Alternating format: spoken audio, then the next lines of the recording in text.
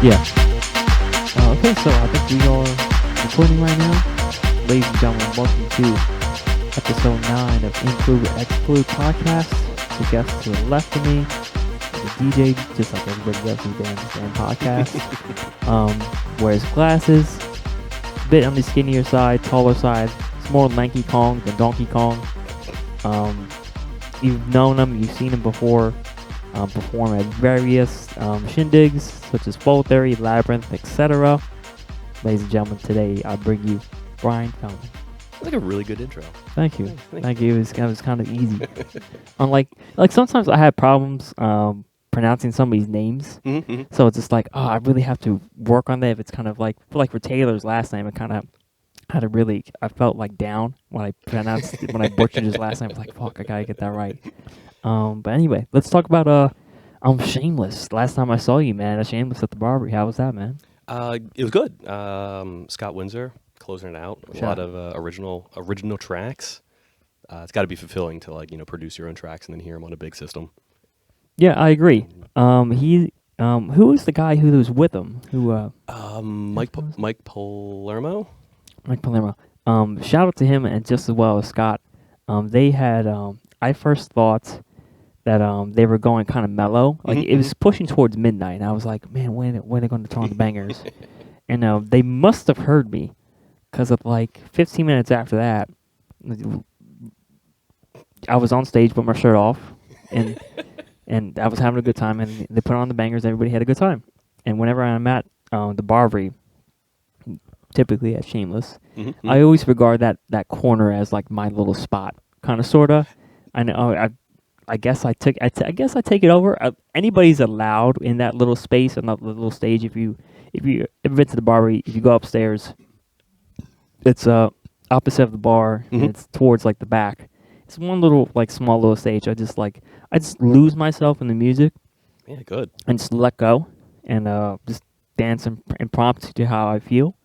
I feel in my own head that I do a good job of it, but I just lose myself, and that's as you should. Yeah, and that's a pretty good indication. I feel like if you're doing a good job around whether my ass is dancing or not.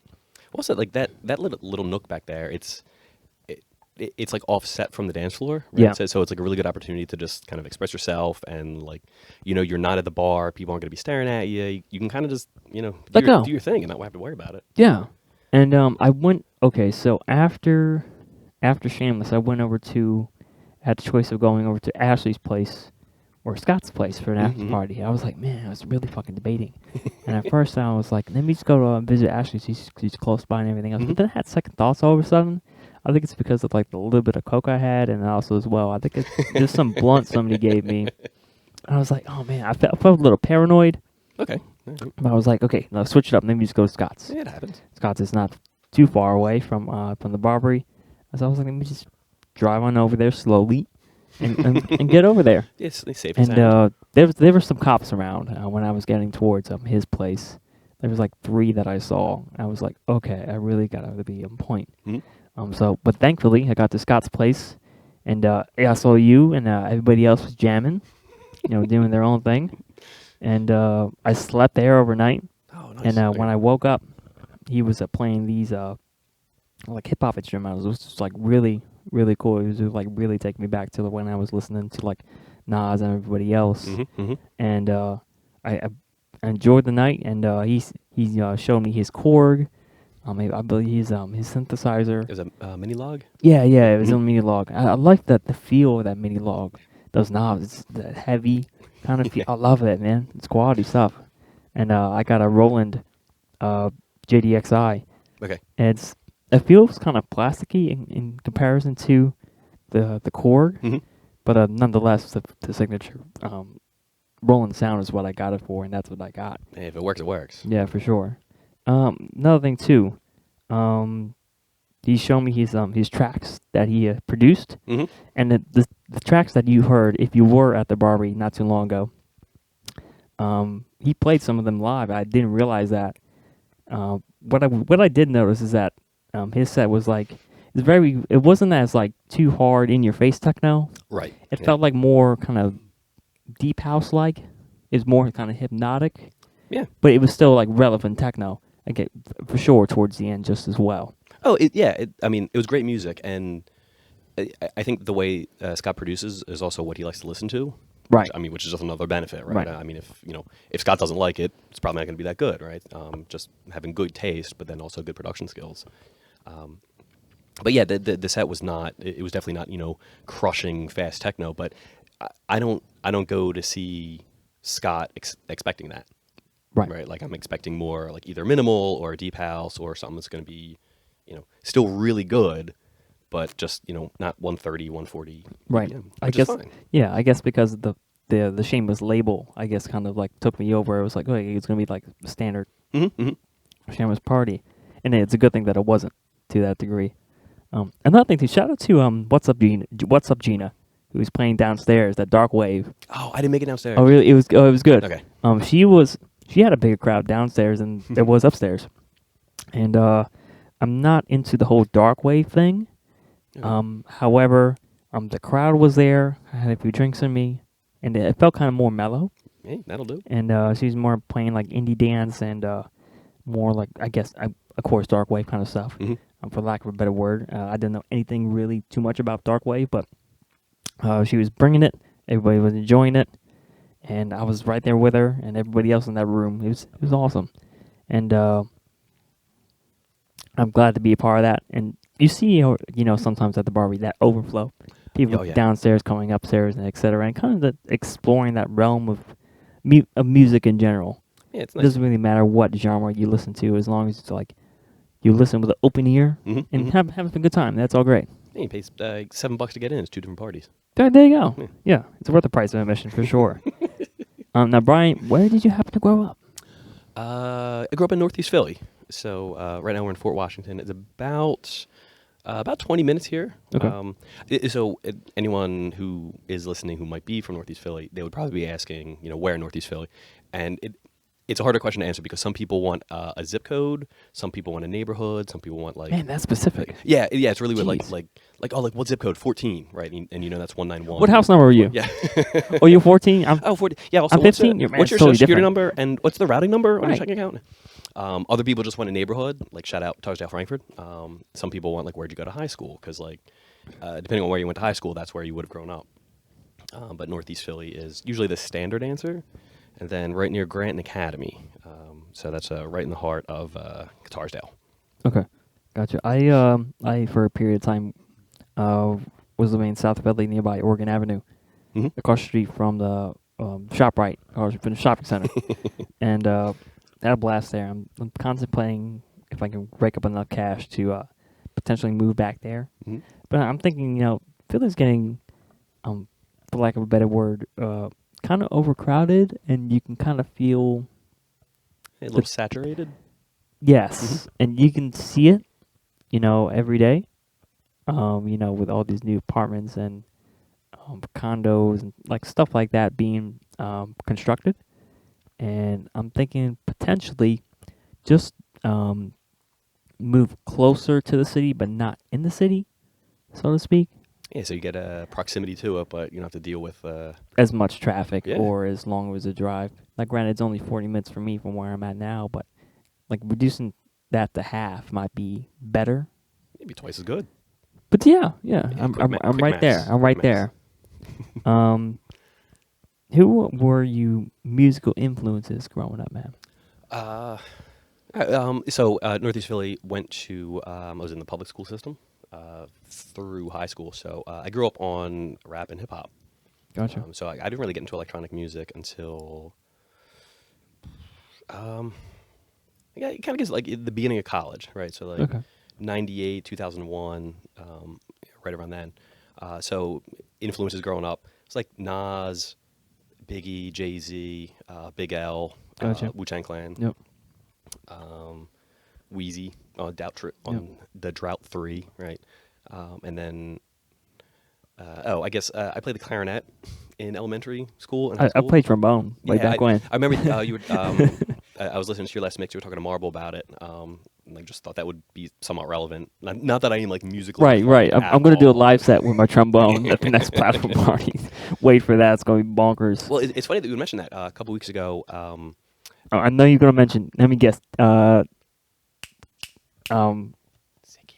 Yes. No, with the saxophone. Yeah. Yes. Brilliant performance. Yeah. Like I mean, like watching him, like that's like Shout out. that's the difference between like DJ and like artist performer, right? Like that was. I mean, he is up on stage, right? Like it's live, right? He's not just like mixing tracks Right. together, right? Like that was. It's just, like I could have watched it on mute and it would have still been great. But it sounded good too, right? So, and yeah, big obviously big shout out 610 Underground, Keegan and Francois for everything that he did for Electroplatz and Music Fest. Yeah, we'll talk smack on. We'll try to include talking smack on Francois. Right, that's fair. But great performance by him. I was saddened that I could have made it, but I didn't.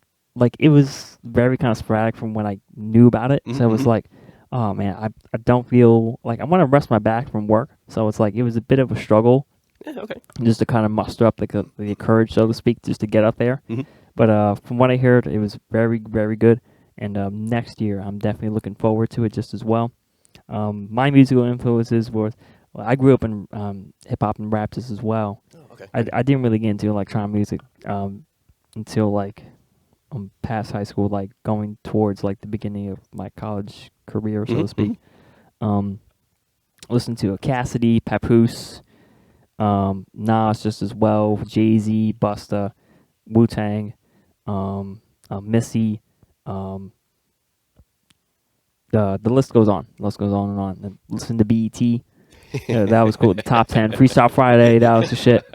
I love that. Now, and also MTV. Believe it. MTV, despite them not really covering music. But when they did with TRL. When they were music television, like that was, yeah. The jam. Anyone around that, like that age group, right? Like that, they were all watching MTV or VH1, right? When they were Okay. still doing some We'll throw wacky a VH1 in there. Sure, why not? I felt there was with VH1 they always had like the country kind of vibe to it, even though they played everything. I felt like they were kind of more of a country kind of like music video station. Yeah, TV station. Anytime I used to turn on VH1, it was like House of Style or something. Like it wasn't. It wasn't like for me like it was like music related. Right. But I mean, if I wanted to actually watch like music videos, right. Or like Flavor Flav. What was it? Flavor Flav? House of Love. That was the shit. But that was cool too. With MTV, I remember watching Viva La Bam, of course. Oh yeah. And local, they were from Westchester, And I've always wondered about like the whole like Viva la Bam kind of thing because they're right nearby, and I've seen them every once in a while. Well, I think I've seen Bam's blue Ferrari F360 once. Okay. Okay. I think it was near about the Wawa at the time. Oh, yeah. When you I was like, man, is that Bam? It's got to be Bam. The blue Lambo. Like, come on. were you were you talking about trying to figure out whose yellow Audi? It was either him or Ryan, or did I just totally make that up? Like I feel like that was someone was I having think a it was a conversation. blue Audi. Okay. A blue Audi RS4. Gotcha. It was the one that Ryan had. Okay. I think maybe Bam at one point had it. But I just know that there was a blue Audi RS4 Okay. somewhere in that picture. Yeah. Gotcha. I just know it's somewhere in the picture because predominantly everybody knows that Ryan died. Mhm. Ryan died in a Porsche, but I remember seeing because of Jackass and everything else that blue RS4 coming to existence. But Okay. anyway, I'm going kind of off track here. Yeah, again, my musical influences hip hop, and as I was going to college, more like EDM kind of stuff. When I was going out to like the nightclubs, Mhm. to the neighborhood, Eye Candy, Voyeur, Woody's. I began listening to more and more kind of like EDM, kind of Calvin Harris and stuff like that. Mhm. Mhm. And then from there, I translated from when I was going overseas to Amsterdam, listening to more like housey kind of stuff. And then went to Germany, listened to techno. And then went to London, it was drum and bass. Yeah, so that was that. Now I'm kind of like I guess more forward-figured into the scene just as well. Another thing too. I feel like this podcast is more about me now, but regardless, People gotta know. I saw Mike Saga at Shameless, first time ever. On Friday. Yes. Oh, Yes. I didn't know he was there. Did He's he very throw a party last He night? has that mark. He has that mark that very much differentiates him Okay. Okay. in a crowd. So I knew as soon as I saw him, I was like, "You're Mike Saga." And you were asking me like the other day, you have plans for Friday and Saturday. I'm like, yeah, I got plans for Friday. I'm gonna go Yeah, Shameless. he had a party Yesterday. last night. Yeah. Last night I Mhm. was there, and it was decent turnout. I felt like the warehouse was a bit too big for the people that were in there. Okay. But over a lot of space, couches set up. Cool. They had a little bar set up. It went till 6. They're playing drum, bass, and jungle. Good time. Alright, Shout out to Mike nice. Saga and everybody else who was out there. Hope to get to know you more, and Godspeed. Yeah, Yeah, Mike's you been should. doing his thing in Philly For a minute. for a while. Yeah, for a minute, dude. But why, Brian, did you decide to DJ? How did that come about? There's too many of us around. Eric, so, that is a good question. Yeah, man. Like in high school and college, for whatever reason, I just started making a lot of like mix CDs for friends. It was because of my days on AOL, because now I'm dating myself. Like before Napster, before torrents, before any music remember. shares, there were a lot of private rooms where MP3s, the most ridiculously low quality MP3s were shared. But that's all we had, right? Like that's all that there was. Right. And I would just like collect music and just have like mailboxes with hundreds of songs in them. And sometimes our friends would be like, "Oh, hey, like, can you make me a hip hop album?" And I'd be like, "All right." And then I would start thinking about like, "Oh, maybe it'll be all West Coast, or maybe it'll be all East Coast, or maybe it'll all be from a certain label, or if they wanted specific tracks or specific vocals, like, oh, maybe certain singers." Mhm. And like then I would start thinking about like songs that sound good before and after the other tracks. And like I hadn't realized at the time, but that was kind of like the beginning of creating a set or like jockeying discs, right? So that kind of just translated into kind of getting tired of listening to the radio. So I would just like make my own like my own CDs, right, of like tracks that I liked. Gotcha. And then eventually someone was like, "Dude, like you have like a library, like you just have a collection of music, like like DJ, like, right?" I mean, like, so apparently someone thinks I have like decent taste in music, hopefully, fingers crossed. And it kind of just fell into like, all right, well, I mean, I'm already doing, like, I already have the tracks, Mhm. I'm already putting Right. together stuff Got the because, music. You got it. so why not just Sounds like start good. playing it out? Now, how did you first come across like like an interface to play those tracks, like a controller or like a mixer, or like how did you come across that jump from I just have tracks to I just have tracks, but I'm using a controller and some speakers to output it. Oh, yeah, that is a really good question. So in 2012, I started through work. I used to travel a lot for work, and in kind of like late 2012, I got on a project in Stamford, Connecticut, and there was another guy there who was also into electronic music, and we just became friends.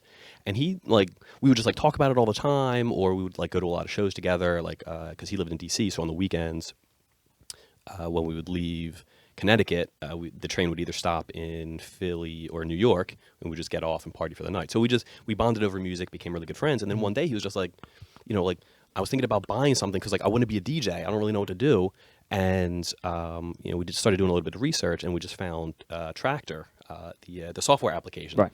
and it turned out that was like a really good primer to learn, at least virtually, what all the knobs do, what mixing is, right?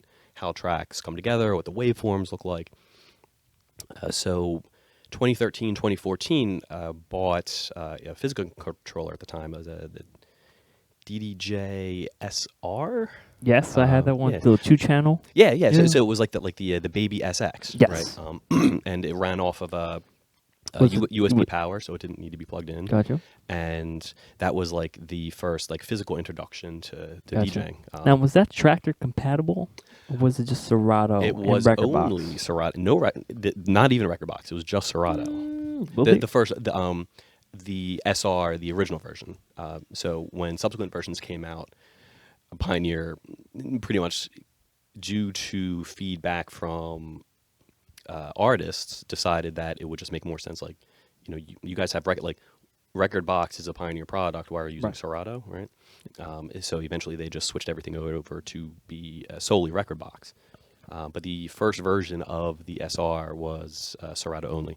I'm sure that there were like intermediary applications that could convert it Yeah. over. I had the SR, Okay. and I'm not sure if there was a first and second version. Mhm. Yeah, however, if there ever was, I just know that I was using at the time record box for SR for the SR, and it worked. Lucky. Now granted, I think it took like 1 or 2 updates Okay. on the software to be compatible, but it worked. It could have also been my stubbornness of learning Serato and then not wanting to transfer everything over to That's record fine. box, which was an eventuality, but Right. maybe I kind of just hid that fact. Serato's still dominant in the game, though. So Sure. they just came out with the DJJ 1000 SRT, Okay. which is a 4-channel controller with bigger drag wheels for Serato. So Why they're not? still prominent in the game. Are you planning to go into the DJ Expo if you happen to know what that is? Is that in Atlantic City? Yes. I've Starts heard- tomorrow. Oh my God! Oh no! Well, in that case, maybe not. Mhm. I didn't know that it was this soon. Mhm. Are you going down for it? Or how long is it? Is it a couple days? It's 4 days, Okay. but it's kind of odd because it starts on Monday and ends on Thursday. So you really have to put in time off for that. Yeah. And being my situation now with the new job, it's Mhm. like, if I do make time for it, I'm probably going to show up like at 5 in the 5 o'clock in the afternoon, and everything is going to be kind of like winding down for the Yeah, day. might not be prime time. It's not prime time. However, if you haven't been to the DJ Expo, it's basically all these companies, Pioneer, Serato, Denon, all these big names Mhm. that just so happen to have influence in the game. They show up with their product and showcase what they have to offer for this year and going into next year. As far as product is concerned, services. They also have seminars and stuff like that you can attend to kind of learn a thing or two. But I've been there, in Lake City, about I think 2 or 3 times. Mm-hmm. And what I'm noticing is that it's kind of the same format, but the real reason why you go is to kind of like reconnect with other DJs that happen to have been there before. Maybe have just play catch up. Just say hey, how you doing? Grab a beer and sit down and kind of. They have after parties there too, so you can go to the after parties, but kind of revel in like you being with somebody there. Yeah. Well, a lot of times the fellow conferences DJ are buddies and stuff like that, producers, etc. that networking that you get. Yeah, from exactly, conferences. networking. Well, the good news is, if you don't make it to the DJ Expo, it's just an even better excuse to make it down to Miami for the music conference. Is that happening? Similar Is that format. going on? March. That'll be March. Okay. And it's also a really good excuse to get out of Philly in the middle of winter. So, so all these things come together. Okay. Yeah, that's clever. Usually I travel in the wintertime, actually in the fall, in the wintertime. So actually that could be on the radar just as well. But then again, Detroit has always been on the radar just as well, and I always have to try to make it out there. How was Detroit, man, when you were there? It's the best. Like, I mean, Best. I know, like fuck Ibiza, just go to Detroit. As cliche as that sounds, right? It's Forget New Zealand. Go to Detroit.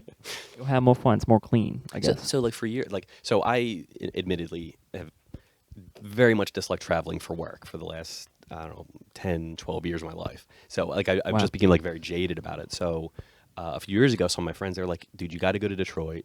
Like there's a festival there. You got to go. It's for you. And I'm like, no, why would I ever go to Detroit? Like everything about that just sounds not good, right? And they were just like, no, like trust me, you're gonna love it. And I just like put it off. And eventually, 3 years ago, I was like, all right, like lineup looks cool, I guess, right? And that, like not really having like any exposure to it. And man, I wake up every morning kicking myself for not going for years past, because it is just, the city transforms. Everyone there is embraced. The music is, it cannot get better, right? I mean, as far as festivals in the United States, right? I mean, things like EDC, right? Like that's a destination, right? Like you Right. go there, it is just way over the top. The production is just perfect, Yeah. right? But there's just something about Detroit, and it's, I mean, it hustles, right? And Detroit I mean, hustles like, harder. There's parties start at 8 a.m. And for some people, that's a pre-party, and for other people, that's their after party, right? Yeah. And it's like, I mean, it's a marathon, right? Tuesday morning, right? Tuesday morning at 10 a.m. You want to have tacos and techno. There's probably going to be a party for that. Yeah.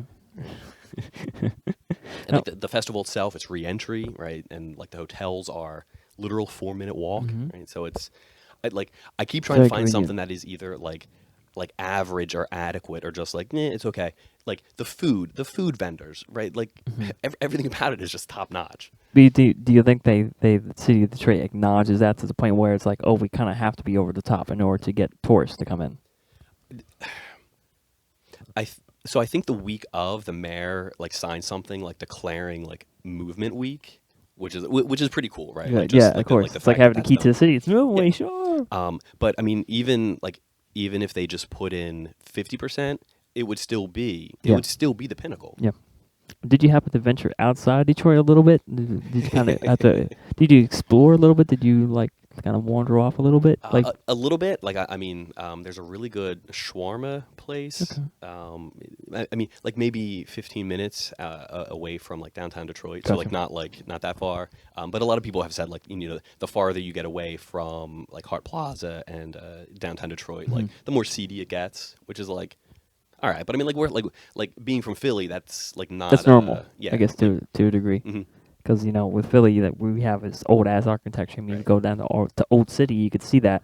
And I would imagine Detroit still has some of those remnants still floating around as well. Like with the, I with mean, the old history is Packer still plant, there. Mhm. and I think that the old Packer plant. Correct me if I'm wrong. I think that's being transformed into, or like whatever that big picturesque abandoned building is. Ford, I believe, is making headquarters there. Oh yeah.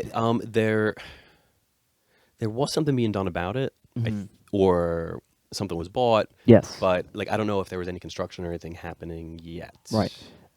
If not yet, then going to next year, I would imagine they're definitely gonna try to start something with the city, because it's. I would imagine. I think I was talking to Justin Johnson not so long ago. He's been there numerous years Okay. over at Detroit for movement, and the vibe I got from him was like, Detroit keeps progressing. Yeah. Well, Kind of it's from where it also I don't know if gentrified is the right word, but like it's becoming like a Let's top, say, like a top destination for restaurants, Right. right? Like it's becoming like a food. Yeah, Food I wouldn't say recognized town. gentrified, but let's say developing. Yeah, that's fair. Yeah, Development, okay. yeah. But that being said, one of the parties that we went to was like you walked in like an abandoned Foreman Mills, and it was like 30. That sounds dope. Yeah, That sounds, yeah, it it was sounds great. Oh outrageous. man. Yeah, it Let's was. organize that. It was the Perk Tracks showcase, and it was just it was outrageous, right? But that's exactly what Detroit is, right? Like the more dilapidated, the better, right? The probably the greatest venue I've ever been in was called the Works, which closed Oh, I heard about that about place. about a year Oh, and a half did it? ago. Yeah, which is like I think it's still on Resident Advisor. I have it. I Have it hope booked. so. I have it bookmarked on there. I was like, oh man, did I close down? I didn't know And that. I mean, it might reopen, but it was one of those places where it was like dingy walls, like concrete, like it should have been condemned, right? But I mean, like the second you walked in there, like it was, like it's very stereotypical, but I mean, like there was like that vibe. And Detroit before has thrown outlaw parties in conditions like that. Sure, yeah. So at one point I would consider it normal. Mm-hmm. I was listening to this Detroit documentary, and Mooney Man was on it. Some Kevin Saunderson was on it. All these big names from Yeah. Detroit, and they were talking about that, how outlaw parties were a thing in Detroit just as well. And it's fascinating to hear, and it's here in Philadelphia. It's still kind of a thing. It's not as predominant as, like, let's say you going out to like a familiar club and having a good night.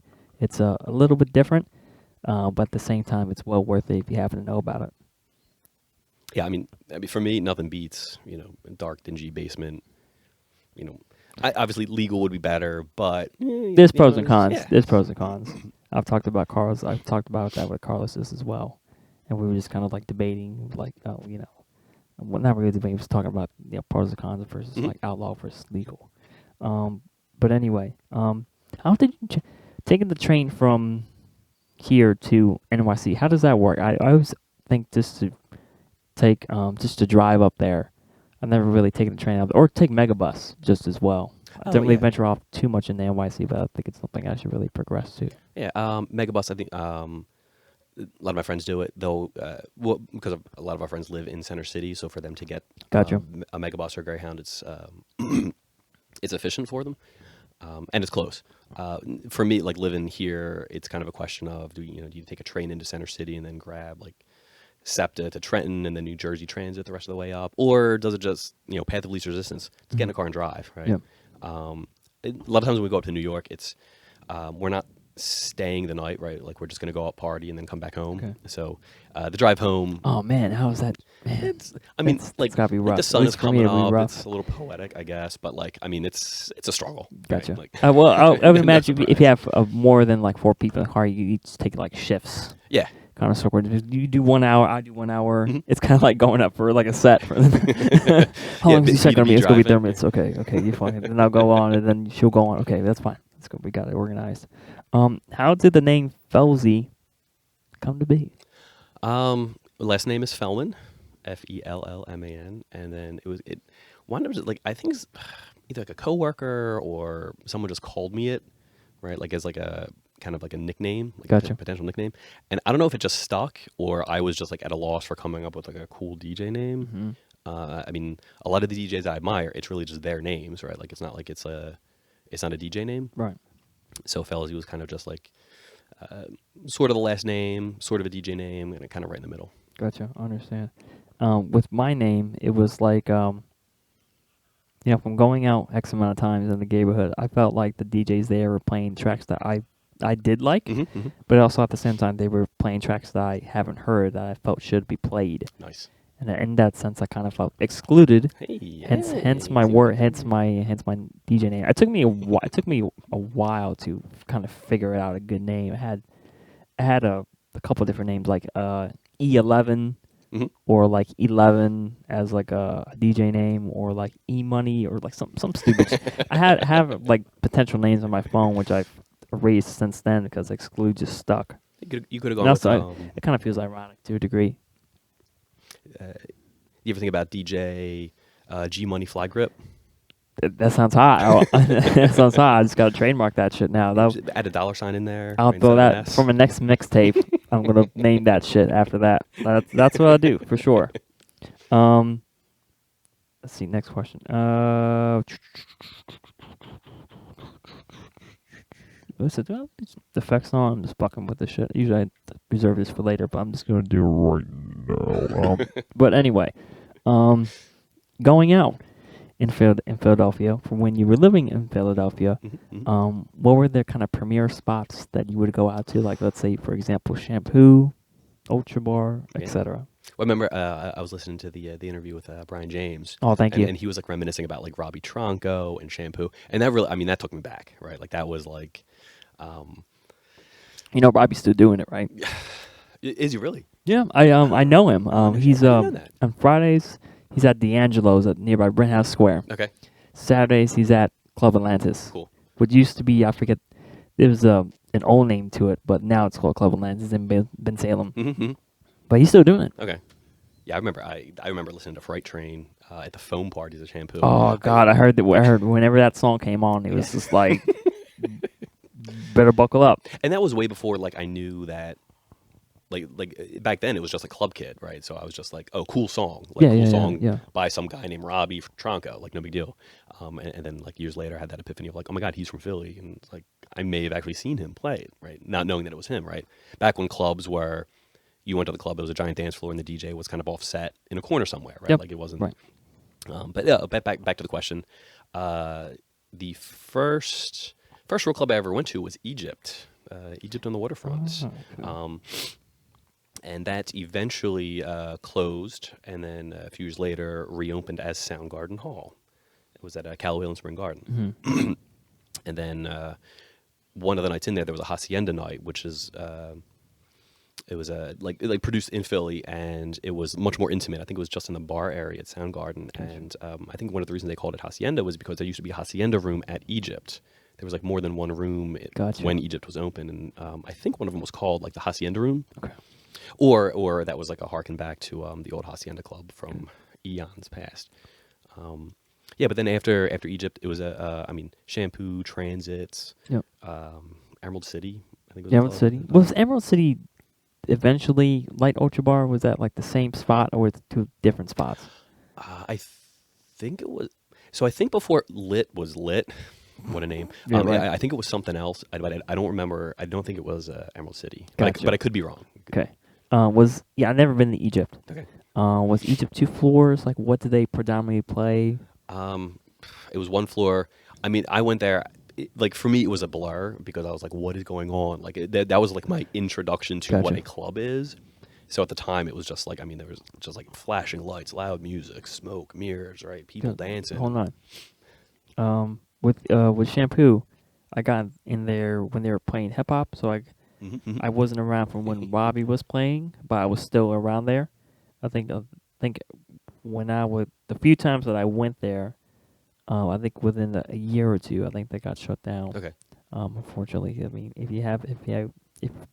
you've been in Philly for any period of time, I feel that Shampoo kind of plays a part in that kind of whole being in Philly and like you being a part of the city, for lack of a better word, Shampoo was kind phrase. of like it's kind of like a landmark spot. The 7 Degrees of Kevin Bacon, but like for clubs. Yeah, like Shampoo would have been. Like or like even Love Park back in the day, because a lot of people that was just fucking skateboarding spot.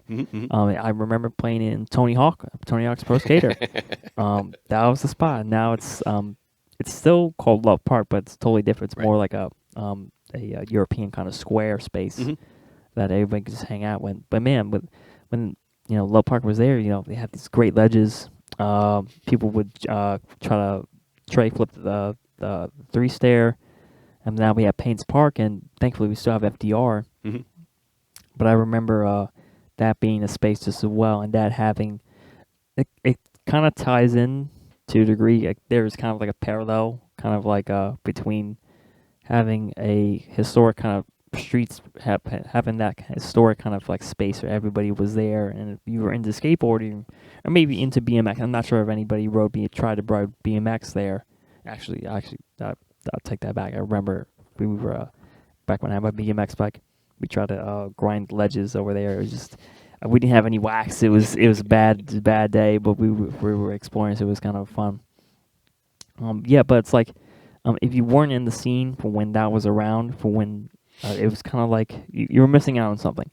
And Yeah. I feel it was kind of the same way with Shampoo. If you were going out, if you were a DJ, if you were a producer, if you were somebody like, I felt like you had to have been there to Like one of experience those it. foundational, not just experiences, but I mean like venues, Yeah, right? Like that helped put, I don't want to say Philadelphia on the map, but had it not been for a lot of those clubs, a lot of those venues, right? Maybe places like 714 or Rumor, wouldn't have been what they have eventually became.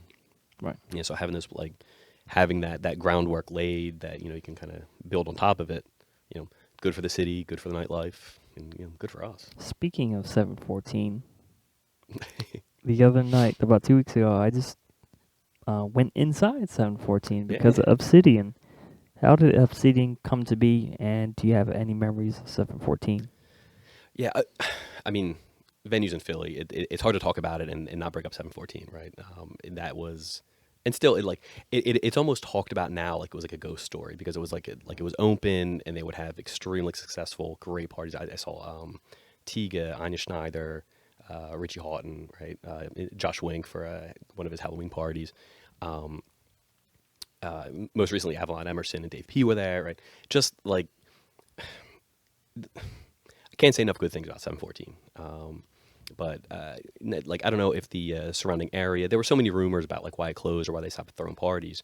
But it was like, kind of talked about, and it was like these like hushed conversations of, oh, do you remember 714? Like it was like a time gone past.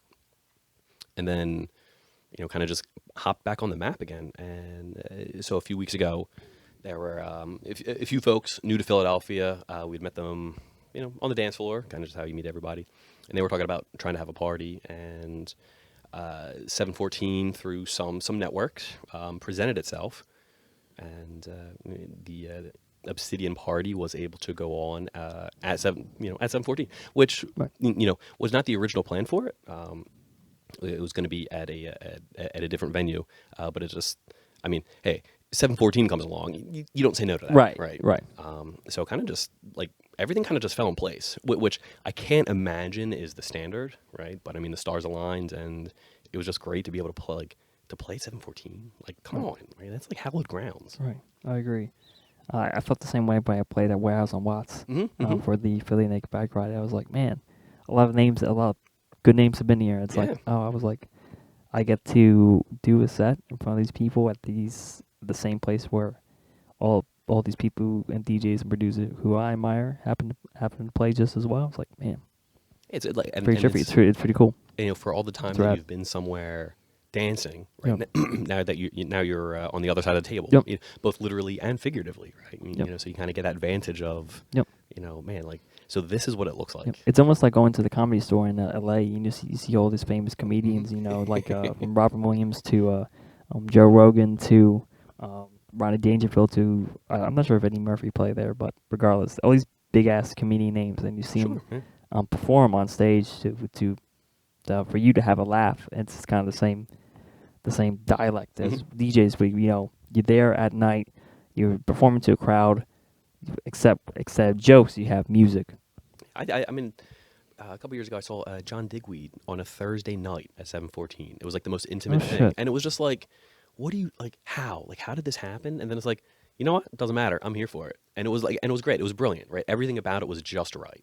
Now, is Josh Digweed part of Chemical Brothers? John Digweed owns the Bedrock label. Gotcha. And anytime someone asks, like, who's your favorite DJ of all time, it's always John Digweed, right? Which I think surprises a lot of people because he's not, kind of underground or industrial techno.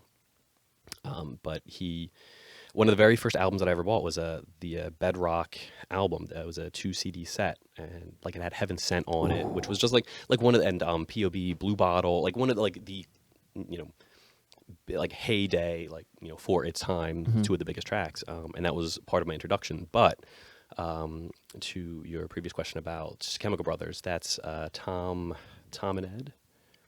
Gotcha. Okay. They're the two guys that are. It's Tom Simmons, Ed Roland. Gotcha. I just thought Josh Digweed performed at Mirage. Oh yeah, yeah. He and Sasha played. So okay. So yeah, Josh Digweed. Yeah. That was it. I just thought Sauce and Digweed was Chemical Brothers for a split second. Okay. It's this wicked apple ale I'm drinking. This Red's apple ale I'm drinking. So that's got me kind of twisted, I guess. I see what we did there. Yeah, but oh, excuse me. Anyway, I have yet to. I feel like I need to venture more and more into New York. And now that I have, I guess, quote unquote, a steady job, I may venture in there. It's just because there's so much. There's good events happening in Philly Yeah, I mean, almost it's a every great week. So problem it's to just, have. it's like, why do I need to travel all the way up there to New York? But now I'm part of the Facebook group Techno Brooklyn. Okay. And I think it's because Nick Roberts, who is currently living in New York, I think he invited me or is part of the group, and then the group leader, I forget his name. I think Austin. Austin. Yeah, I think he recognized me somehow through Nick, Okay. and now I'm part of. So now I got like the 411 on that'll all do. these parties that are happening in New York, even though I knew they were happening. I just didn't know to what scale. Right. Yeah. And that was the thing. What's your now? Of course I was there for the Obscenity party. We had a great set. Do you feel that you have a certain style that kind of differentiates you from everybody else, or do you feel that it's kind of like you feeling the crowd and you playing to that? Yeah, I don't want to say it's like totally unique to me, but I mean, maybe if like if it had to be encapsulated in a brand, like yeah, I think it's more, like when I think of techno and a faster sound, higher energy, right? It's it's certainly not house, Right. and there's absolutely nothing wrong with house, Yep. right? But I think in Philly that that kind of underground sound, that Detroit sound, right? It's not as prevalent as it could be. Or alternatively, maybe it is, and I don't even know about it. Like they're so underground, I don't even know about them. Which I mean, I definitely submit that as an option, and it would be kind of cool and very respectful if that was the case. But for me, it's 130 plus BPM, kind of a industrial, maybe a little bit more of a gritty sound. If there's a way to describe it, or use more adjectives to it. Now, who are you listening to now? Alan Alien, Boys Noise, Adam X, right? Tommy 47. I mean, just like great artists that I would normally be listening to. Angie Core, or maybe it's Angie Core. There's so many names out there. I Oh yeah, understand that pronunciation is tough. Infinite. I understand the full force. Now with Detroit, did you see for Jack? Oh, Fjaak. Yeah. Yeah. Yes. I mean, seeing them at the underground stage was. Did they it play was a live? treat. Yeah. Oh shit. Yeah. It was and like they're up there and they're like talking and they're pointing at the synths and they're in it, right? I mean, like Word. they are there to perform, and I mean, and it's that was one of those things where it was like, I don't care who else is playing at this time, I got to see them. Yeah. Right. Like And- I got to get Yep. down there in the crowd for it. Yep. And I've noticed that with like I think Afterlife is around the corner, and I'm contemplating going there. I know Fjaak's going to be there. Yep. But all the other names on that list, I don't know. But that's kind of the beauty of kind of these underground labels and these underground artists in general, and DJs, whatever. And you go for one person, you go for one act, you go for one performance, and you get to hear everybody else, who you have no idea who the hell they are and how they're gonna play. Yeah. But it's like you're in it, you're in the party, and you're in there to have a good time. And I would like to think the people who are there have an open ear, and I hope that I hope that if I do happen to go to Afterlife or Time Warp or whatever is on the horizon, Why not both? Yeah, sure. Why not both? That's that I hope that I get a more of a palette developing as far as music is concerned. But the thing is, though, there's so much out there that it's kind of impossible to hear everything, which is a good and bad problem. Yeah, I mean, it's the best problem to have. Like, there's so much good stuff to go to, and you kind of have to pick your favorite kid. And I mean, like, one of the nice things, like, it's hard to make a bad choice. Yeah. And when Time Warp was in the U.S. in 2015, It was like a $2 kind of mini festival. Where was that at? I knew it was in Like New York, a of course. Brooklyn warehouse somewhere, and it was 2 rooms, and it was It was like really just 2 rooms. yeah, and It was a big ass 2 rooms. oh yeah. Yeah. And it was like I think it like, I think it might have been maybe in a hangar because there was this like intermediate space in between. So like it was essentially 3 rooms, but the middle room was just like lockers and like a chill out area that you'd like a little bit more well lit, so you could kind of see what was going on. Right. And then on the left and right, adjacent to this middle room, Interesting. that's where the actual spaces were. That's interesting because the chill out rooms I feel have to be more prevalent in a more of a club kind of setting. I miss miss chill out chill rooms, rooms, yeah. and like the idea like you go in there, it's like either ambient or like down tempo or like Right. some like little like slower trance where you Right. can just like collect yourself or hang out or really or just Which enjoy would be what's nice, going on yeah. on the other ends. Or in my case, is like have a quick nap or something like that. Maybe if they have a bar or like a kitchen even, just grab a quick bite to eat and just pass up for a little bit and like when you wake up, I'm more like energized. Okay, like I'm still fucking here. It's like only like 4 a.m. Okay, what can I listen to now? Yeah, the last sequence party that we went to in DC, they had like a dedicated chill out room, and it was like Yep. in its Shout out own DC. room, and it was great. Sequence. Like it was cool Shout to out. just go in and hang out, and of course, huge mega shout out to Sequence. Yeah. Last time I was in DC, I saw I was at Echo Stage. Mhm. And Echo Stage is a pretty big place, even though it's more like catered towards like the VIP, I guess, kind of clientele that go there. It's 2 floors, but it's really 1 floor because everybody's out on the main floor on the first floor, Mhm. and upstairs it's just like really like VIP. Okay. Kind of sort of, oh, look at my bottle of champagne. Oh, look at me. I'm on I'm on this Yeah, that's fine. photo That's on cool. the club's website. I'm with this one person, whatever. But I saw Carl Cox there, and with Carl Cox is like really have to take your time with him Mhm. because he's at like 110%, like the whole like 2-3 hours that he's playing. So it's like just like listen in for a little bit. Have a smoke real quick, grab a drink, come back in, and just do the same thing. Keep it on repeat. Just go in, take a little break, go in, take a little break, and that's all. I feel you should go in with Carl Cox because like unless you're on something, Mhm.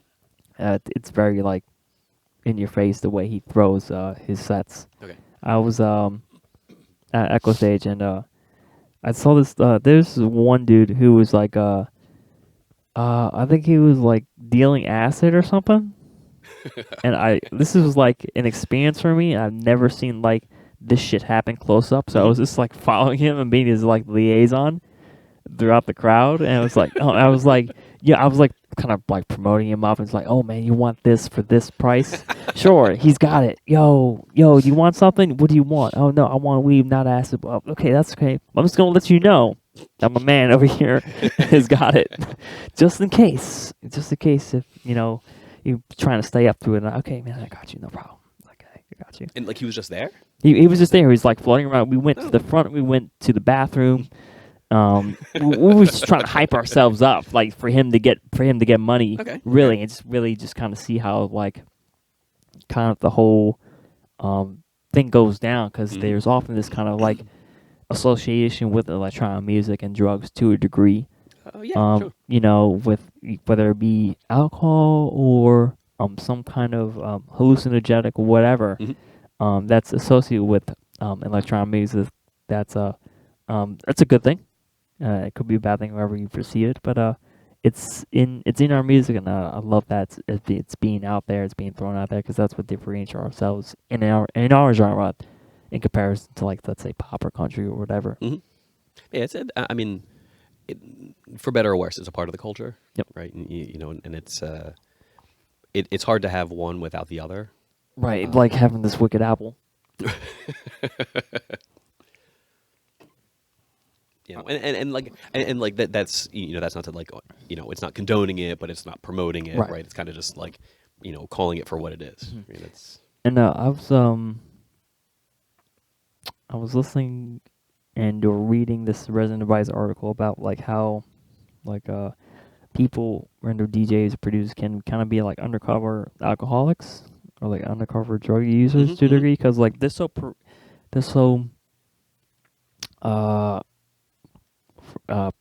proliferated or they're so into the scene Yeah. Yeah.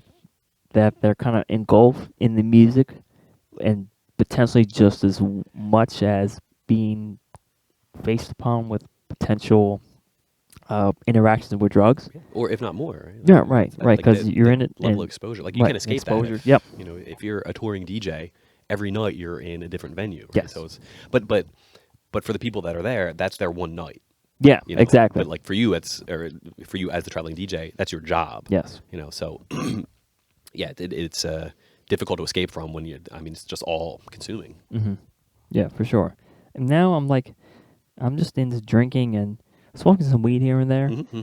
I've dabbled in coke here and there, but it's like it's nothing. It's nothing really too extravagant, I guess. Okay. Yeah, I think it's not really. with some stuff that there's there's a stigma about it, positive or negative, right? But I mean, like, be into whatever you're into, but as long as you're careful and safe and it's tested, right? Yeah, and as long as you don't harm others. Yeah, and that's clearly paramount, right? So Mm-hmm. Now let's talk about Francois. How did you get to know Francois? I know that Allentown's not too far away from you. yeah, so it's actually kind of weird. A few years ago, some of our friends and I, some of our friends from Philly that we also know through Holy Ship, we'd thrown a couple just like underground like ship fam parties, right? And they were like real close to Philly. And one night, this guy, like some guy just shows up, right? Like he's on the dance floor, he's sweating. I mean, he's putting in work, and he just like said hi to him, recognized him. And then, sometime later, there was another party. Same dude shows up, another guy in the crowd, and it was like, hey, like, you were here at the last one, right? And he was like, yeah. And he was like, hey, like, my name's Brian, my name's Francois. And, like, that was it, right? Like, Gotcha. I mean, how many people do you meet on the dance floor, right? And then I think the third party was really the one where like, we had, like, a conversation, and he was, it was more of like a, hey, like, you're not just, like, you're coming out, you're dedicated, and, right. Oh, it turns out you're driving from Allentown for this? Mm-hmm. Like, okay, well, I mean, either we're throwing a great party or you're just super into it. Mm-hmm. And I think it was a little bit of both. And from there, I mean, we just became really good friends because very similar principles when it comes to music or outlook or, right, I mean, just the way we approach things or think about them. So, over the years, Francois, from, that random happenstance meeting on a dance floor, it has just become like a really good friend. And just like he's like a really good person, right? Like I mean, like in general, right? That's it's like really hard to find anything like any quality about him that isn't great. Right. Did you happen to dance with him on the dance floor when you were there? Yeah. Oh yeah. It was a small crowd that night. It was pretty lonely, so I would imagine. But last time I saw you two was at the Gray Matters Art and Music Fest. Trying to refer to, the Gray Matter Art Show at the Alternative Gallery. And I remember you two being there. We were just chatting about and everything else. And I thought that was a really good time. If you haven't been to the Alternative Gallery, I would highly suggest it. It's I think 2 or 3 floors worth of art that is local to the area. Mm-hmm. And it just so happens to that night that 610 had a little table with they were playing music over there, playing some house kind of stuff. But what I remember about that place is the basement. The basement was fucking. If an event could happen in the basement of that fucking place. Yeah, that was so. We were talking about the works a little bit before. Yes. Very similar in like how it was set up. But I mean, like, so yeah, so that like shared art space. Yes. Just very cool in general. Just like to walk around and like kind of just be right, like looking at different kinds of media and art. But you're right. That basement, man, like with the graffiti, like the pieces on the wall, and just like you walk down there and like the first thought is, yeah, there's got to be a party. Yeah, and it felt like I remember immediately when I ventured down into the basement. It kind of felt like Trésor, a little bit. Really? Just a little bit. Okay. Now, granted, minus the graffiti, but it kind of felt like that basement concrete kind of vibe, or at least in my head, what what could have been, or what has yet to become.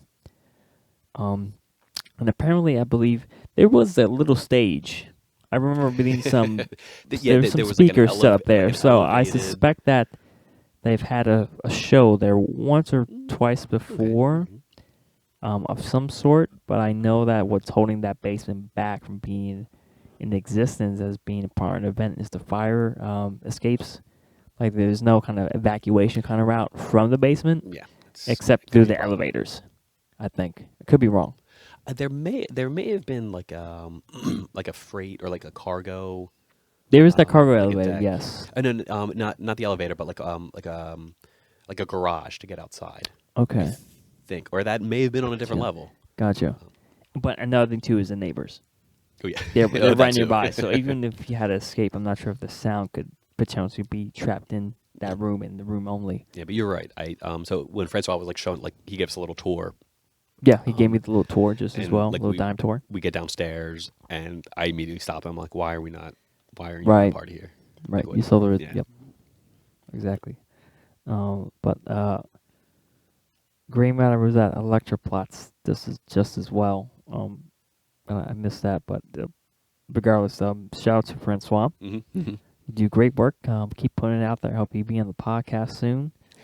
But if not, I suspect Very subliminal message. I suspect you're going to be on the couch at Ashley's place, chilling out to whatever kind of sleeping kind of music that you listen to. I'm very kind of enthralled in that. I want to know more. So I'll leave it at that. Thank you, Francois, wherever you happen to be right now. I think you actually right now you would be leaving some kind of dinner from what I saw on Facebook. So probably you're fast asleep right now, wherever the fuck you are. Hey, maybe you never know. Yeah, but regardless. Anyway, Holy Ship. What about Holy Ship? I've never been to Holy Ship.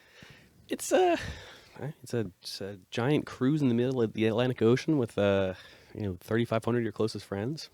Oh, 3,500, that's it? Yeah, it's not bad. What was it, like a cruise liner? Or Yeah, is this- It's essentially it's a like a Carnival cruise or a Norwegian cruise ship that that would normally be used for like regular normie cruises. Yeah.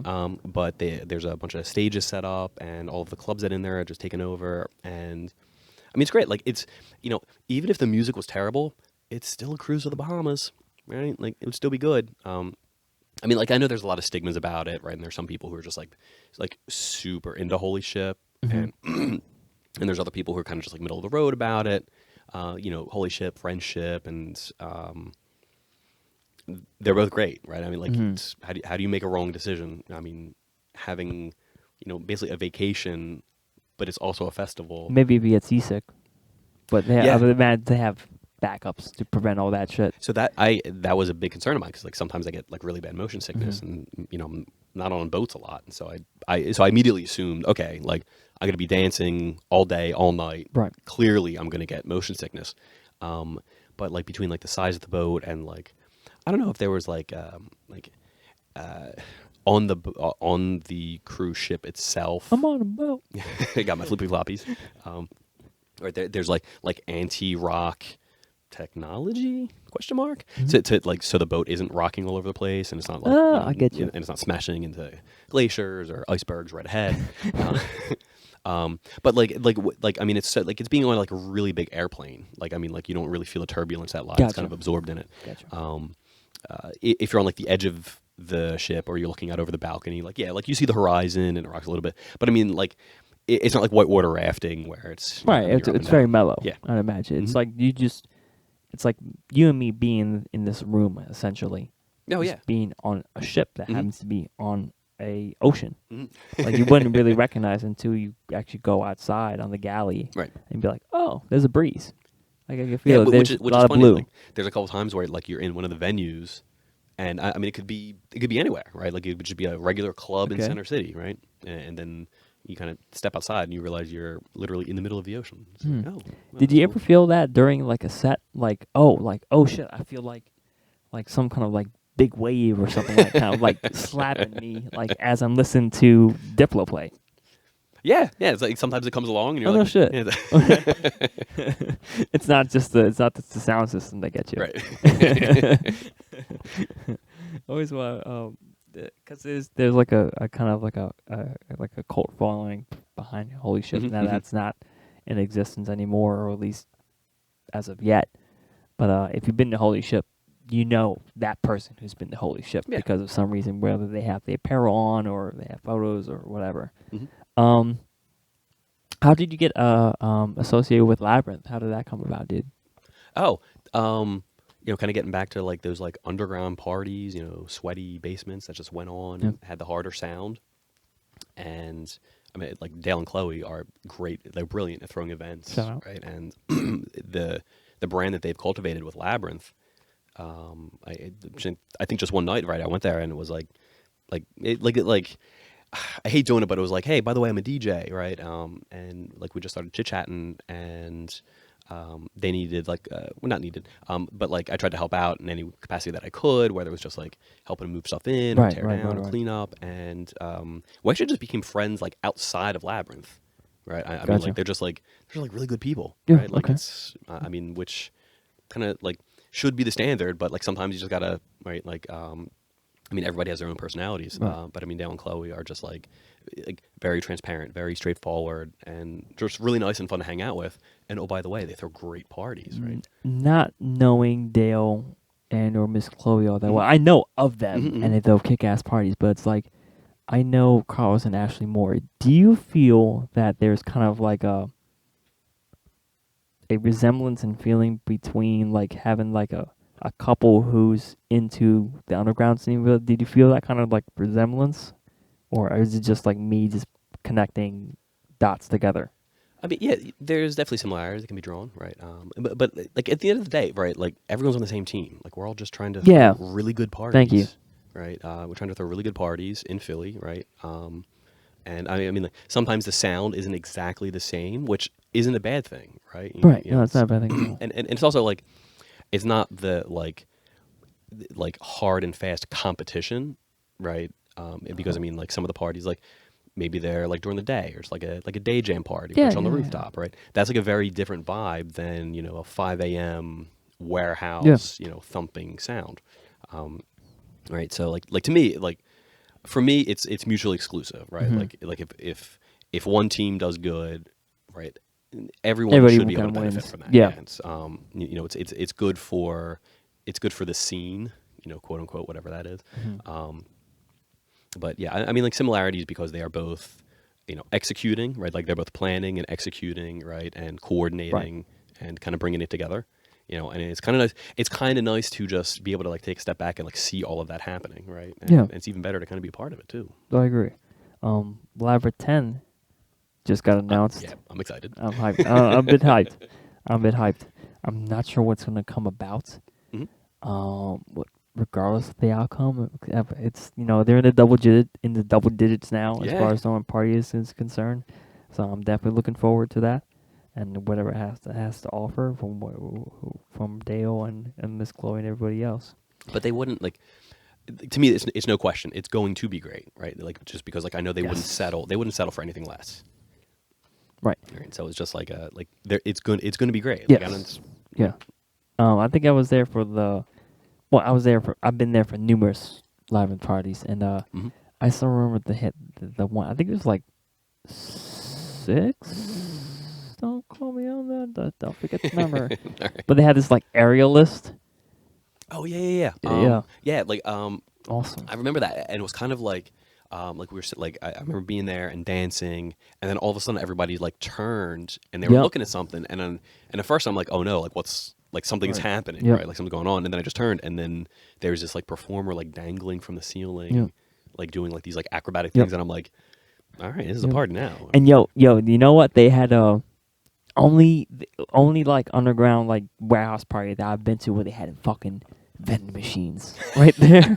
I was like looking at peanut bars and they had like Monster and like Coca-Cola and like popcorn. I was like, man, if I'm hungry, I could just grab something from the fucking vending machine and just keep on trucking. This shit is awesome. I remember distinctly about that. I was like, man, Yeah, very cool, Very- very cool room. very cool indeed. Mhm. Okay, next question. Explain this photo. This photo I'm going to show you, it looks like a Korg mini law connected to some kind of giant synthesizer modular rig.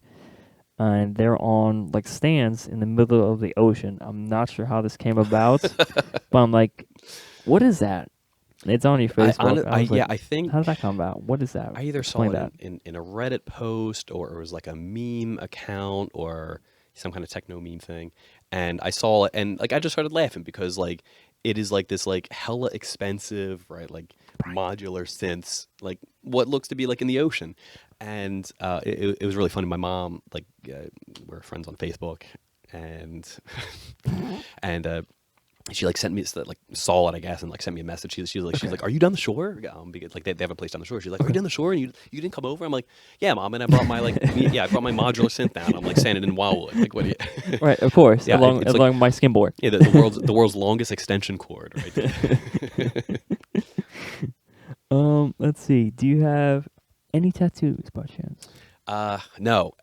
Because That's a popular thing in Philly. I'm I'm debating about getting one. scared of commitment. Just kidding. It's like it's something that it's permanent, right? And like I am like way too neurotic to think, okay, like is it perfect? Is it like oh, is this tattoo like down to the the atom? Is it going to be perfect? Right. Right. So I've just always been very like like can't get a tattoo. Gotcha. See And I wouldn't know what to get, right? I would have no idea. Gotcha. I have an idea of a potential tattoo that's really it's been in my mind for a little while, but I'm all around these fucking city kids and their tattoos, so it's like, and I'm supposedly giving interviews for these guys and gals. I'm like, man, I know I lived in Philly for a little bit, so it's like, should I at least get one? Like maybe just something small. I'm thinking about it getting like on my ankle or something like that.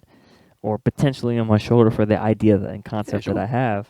But I'm like, maybe I should just get one. But the thing is, though, like, if I get one, I feel I'm going to have, like, next thing you know, like, 200 of them. Oh, like once you start. Like, yeah, the like, weight once you gain start, it's movement. like, okay, it's just another money pit, kind of, sort of. And I have multiple passions Okay. that I just don't have enough money for, like photography and cars and everything else. And I have, a lot of shit that I can throw money at. I just don't really right now have the time and or have the room for it. Okay, there's nothing wrong with that. Yeah, there's nothing wrong with that. It's something to aspire to. Right. Yeah. But it's just something I keep in the back of my head. And another thing too with tattoos, I feel that if you have like X amount of tattoos, I feel that tattoos tell a story. And I feel that's something that should be really brought out. Like I don't want to have like a nice sleeve and people not asking me why did you get that. Okay. Because it's like right in their face, even though it's somewhat not noticeable for whatever reason. And like, I want to be able to tell my story about like why did I get this ink. Okay. For whatever reason, whether it be like I don't know, let's say, a death of a spouse or a loved one, or you going somewhere.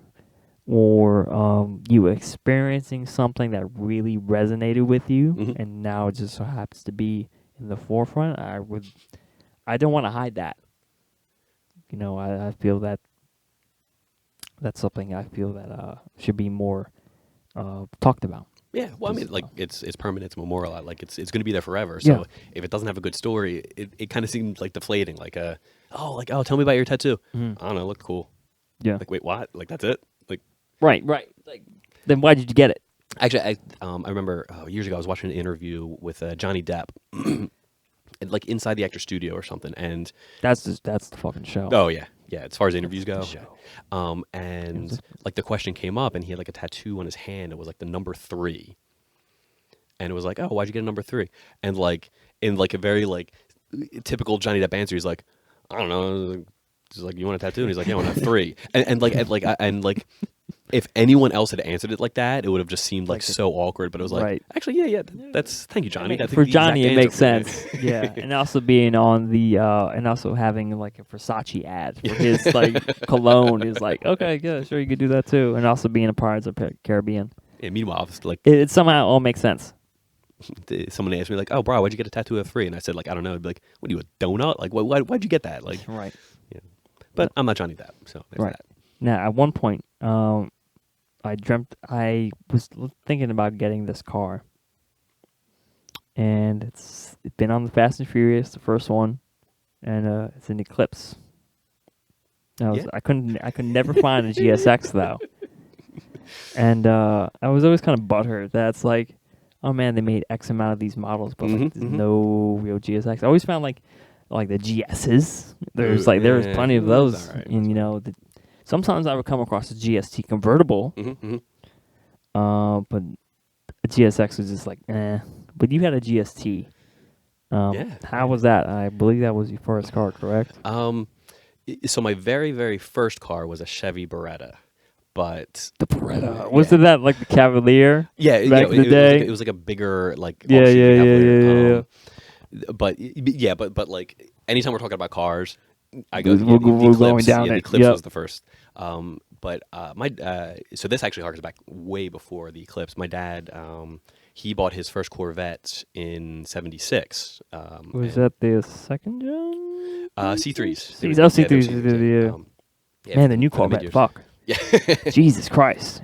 So like I've been into cars, pretty much my whole life, and it just so happened that like around the time I got my license and started driving, that's when like imports and smaller cars and like Japanese cars like Supras, right, and Fast and the Furious kind of made it even more popular. It was right around that time, and after the Beretta, and I was like, all right, got to get a new car. Let's step up. And it just so happened that like one of my friends was like, this, consider getting, one of really good like gearhead friends in college. We were talking about like getting into cars, and I'm pretty thankful that I did, because I kind of, for better or worse, things on the Eclipse were always breaking, so it taught me how to be a really fast mechanic. But everyone's like, and that kind of became the hobby / money pit, right? Yeah. Kind of, take that for what it's worth. But yeah, I mean, I miss those days, right? Just like being under the car. Yeah.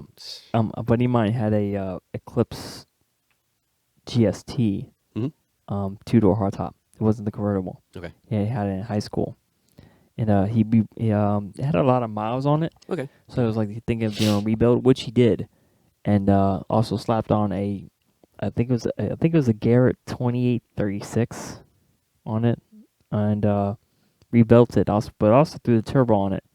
But then, not too far after that, the motor went to crap for whatever the reason.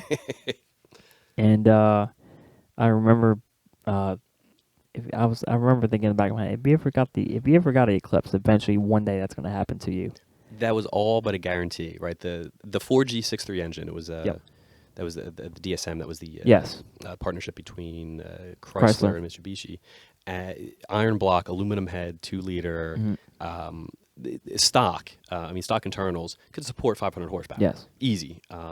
So guys were putting on like giant turbos. Force Performance in Texas, they made FP Green, FP Red, like really big turbos.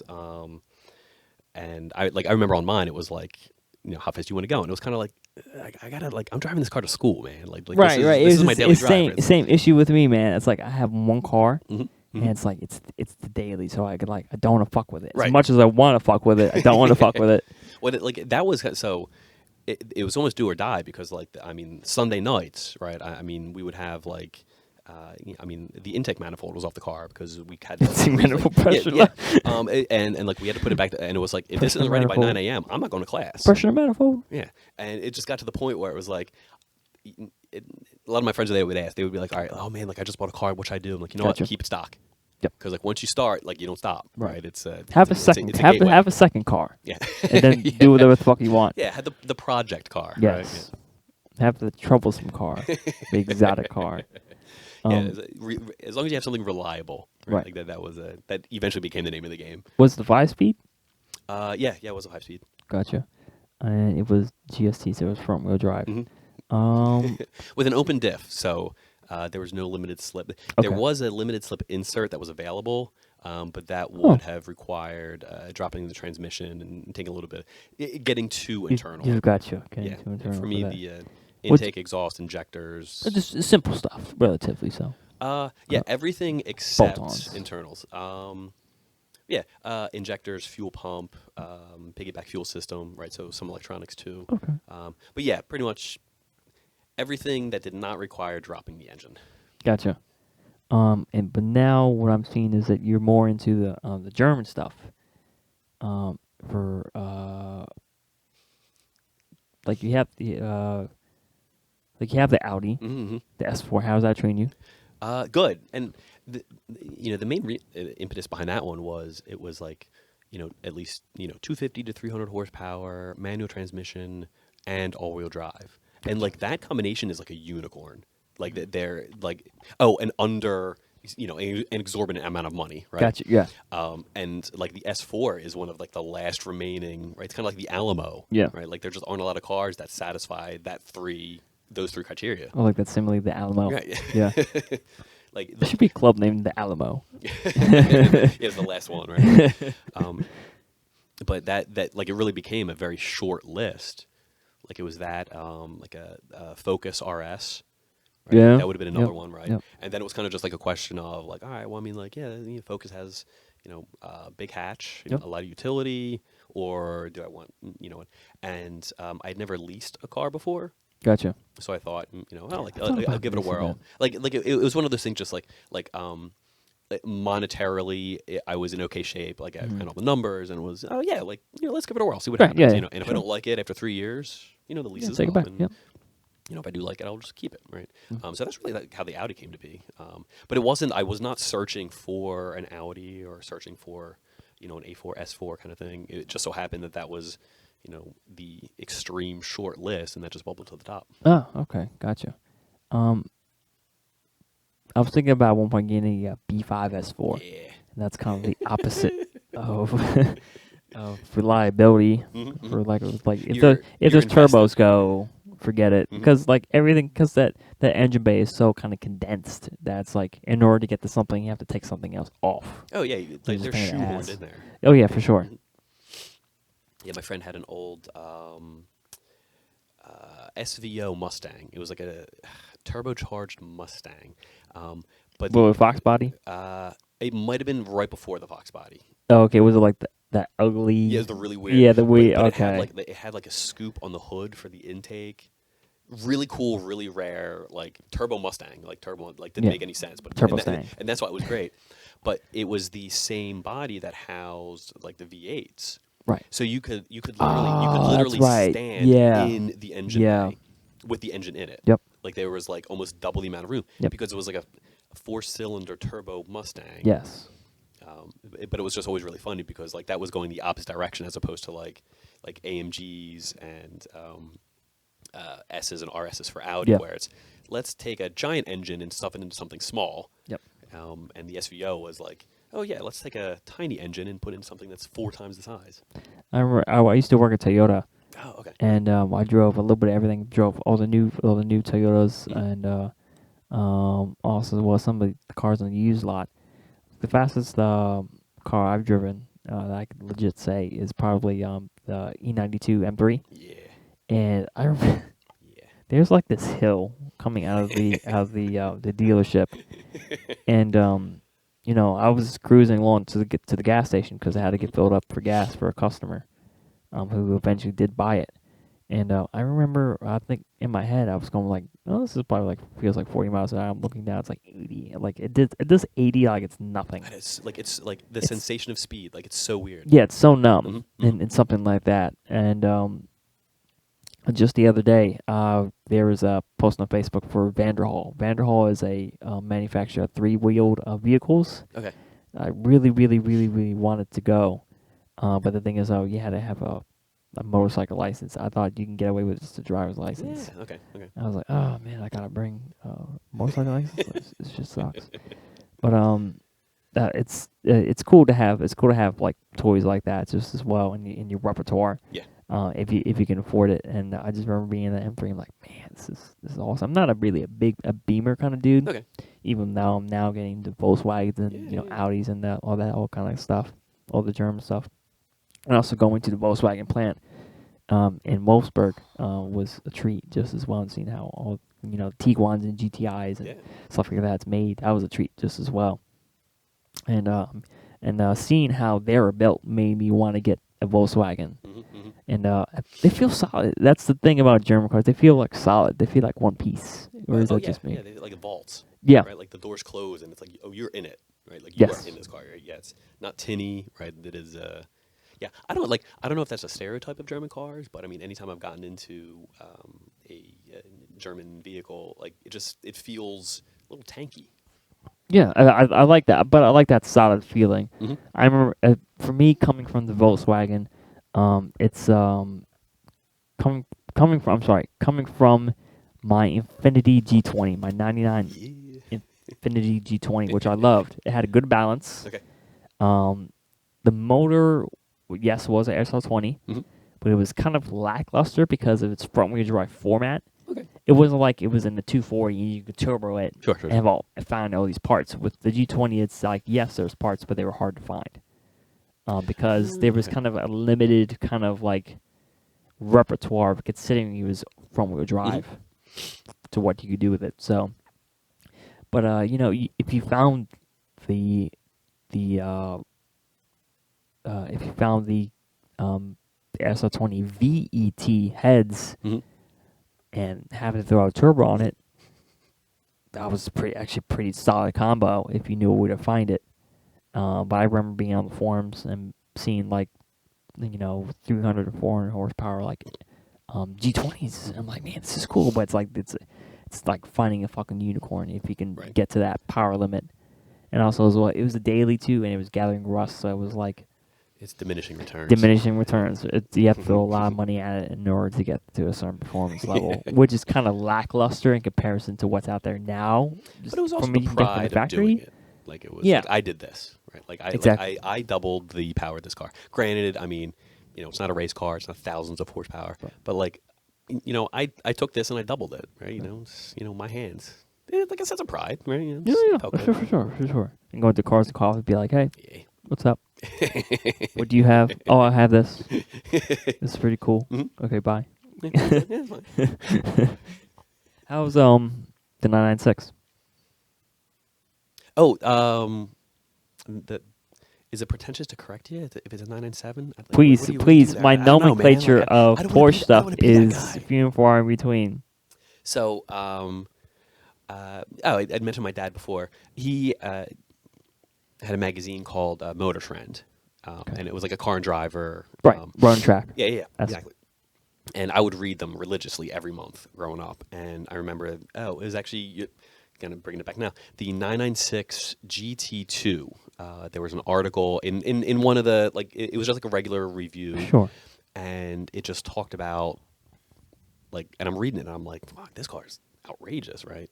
And then there was like a really big heads up, and it was like the 911 Turbo versus like 10 other cars, right? It was like car of the year or like performance exotic car of the year, and it was just like reading it, and it was just different. Like it was the only one with the engine in the back, and like at that point, I was like, this is my favorite car. Like I made a determination that this was it, and I'm gonna save up, and one day I'm gonna buy that car. Gotcha.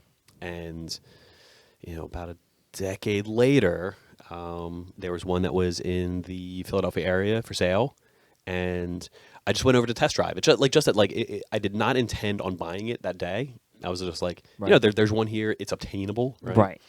And I got there and kind of just everything worked out, and made a deal. And later that week, we drove it home. Let's make a deal. Yeah, and it was one of those things like, there are people that they want to travel the world, Mhm. or they want to climb a mountain, or they want to write a book, right? Or there is something that is like the pinnacle goal.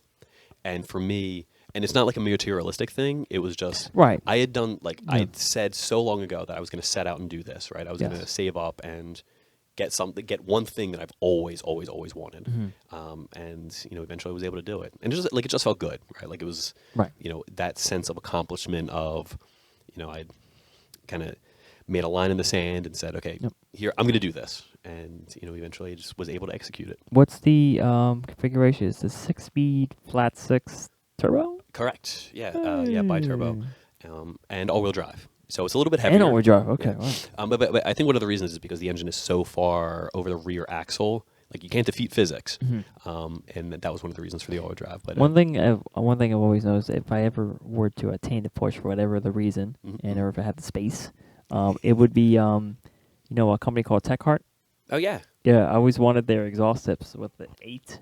Oh, it kind of looked like the Infinity sign. Yeah. Oh yeah. So boss. Yeah. So boss. Like I would just buy a Porsche just to put the Techheart tips exhaust tips on. Yeah, there. So, and I hadn't realized this, but there's like it's sort of like the Porsche tax, where like if you want exhaust tips, they're like $400, Yeah. and it's like, what?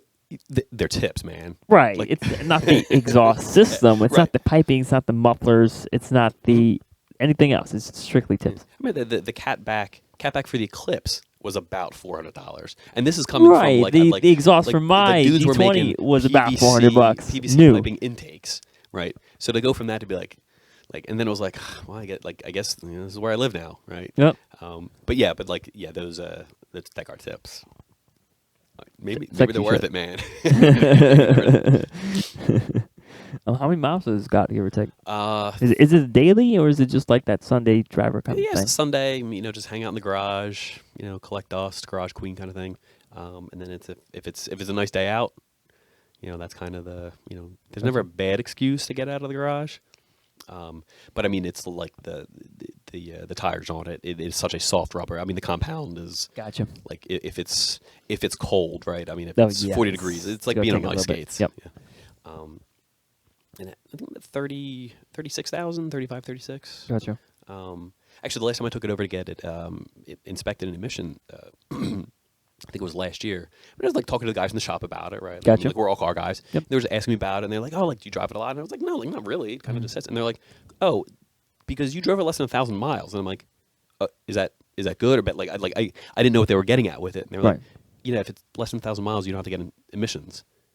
I'm like, really? Nice. Yeah. I was like, all right. So it was like Sure. exempt. I was like, thanks. Yeah. Yeah, but just like totally cool, just like neighborhood, guys working on Yeah. the car, and they were like, yeah, you don't like.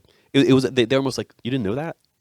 And I was Right. like, "Nah, I just, Or like, I mean, well, it's- maybe that's could have what they inferred, but Mhm. regardless. It's good to know. Yeah, for sure. Have you ever traveled outside of the country by chance? Never. Yeah, never. Because like I think Anna right now she's in Paris. Yeah, everyone like it's like we're in the world of It is Carmen so- San yeah, Diego. right. Everyone is traveling right now. Yeah, Right. it's- Who else? yeah, I think some of our friends they might be over like in Italy or something. Somebody's in Germany right now. Okay. In Munich. And basically a lot of people are traveling. I just figured to bring that question up because like with travel, you get to read. If you're looking for at a destination, which potentially you're going to spend money on, you read about, place of interest, food, Yeah. kind of like where to stay, how long, what season, but you never really hear too much about the music. And if you do, it's kind of like dwarfed upon. It's not as It's elaborate as secondary. it's secondary. Mhm.